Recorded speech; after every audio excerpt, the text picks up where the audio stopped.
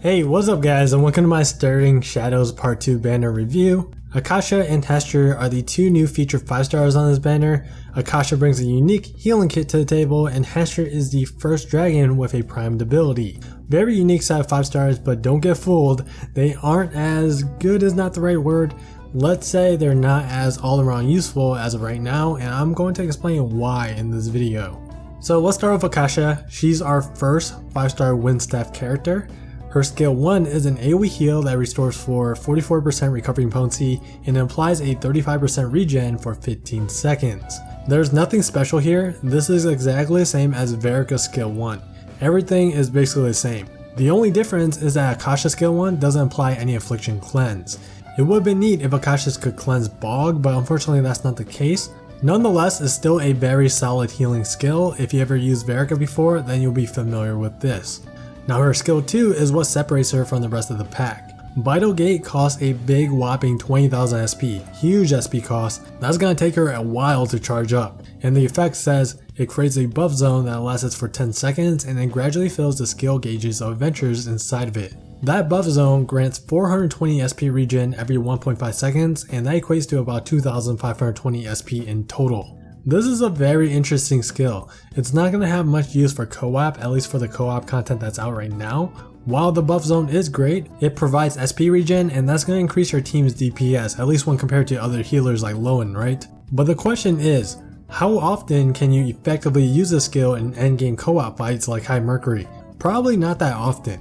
High Mercury is stationary a lot during most of her attacks, however for majority of the fight, the healer won't be nearby the team since the healer is supposed to stay at max range to bait all the spits and the homing bubbles. The only moment when Akasha will have time to cast her buff zone nearby her allies is in the center when High Mercury is preparing to summon the bubbles around her. That's about it. So with that being said, this skill isn't that great for High Mercury. Some of you guys might be asking, why not just let somebody else bait and have Akasha be around her teammates at all times?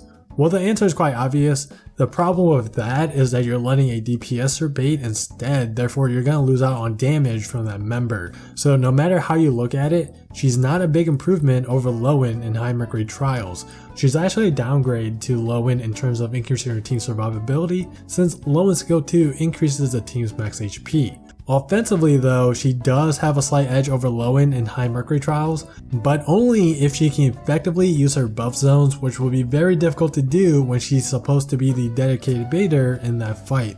Now where this skill will shine is in Mercurial Gauntlet levels 51 through 55. In those levels, Roy's claps are no longer red, they are purple, therefore they can no longer be iframed. You have to tank through them and heal through the fight, and that's where Akasha comes into play.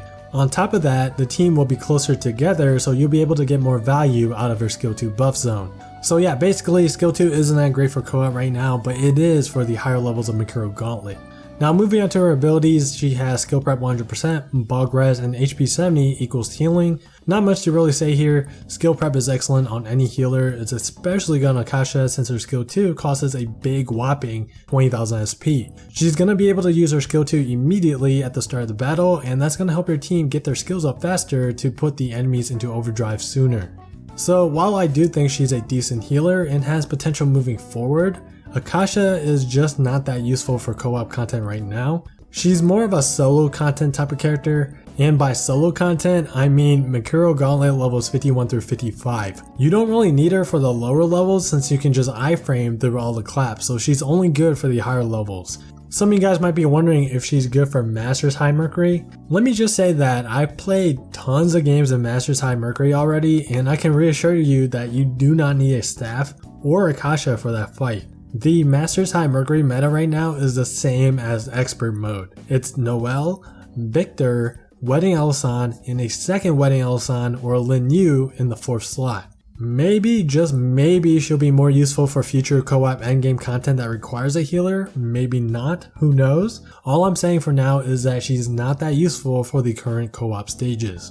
Up next is the 5-star Wind Dragon Hester. He gives 45% strength passively to a wind attuned character. In addition, he has prime strength, so he's going to grant a 15% strength buff to the control character whenever their initial skill becomes available for use. So just like Akasha, Hastur isn't that good for co-op, but he's amazing for solo content. He's not good in co-op because if you add up his abilities, your control character is getting 60% strength in total.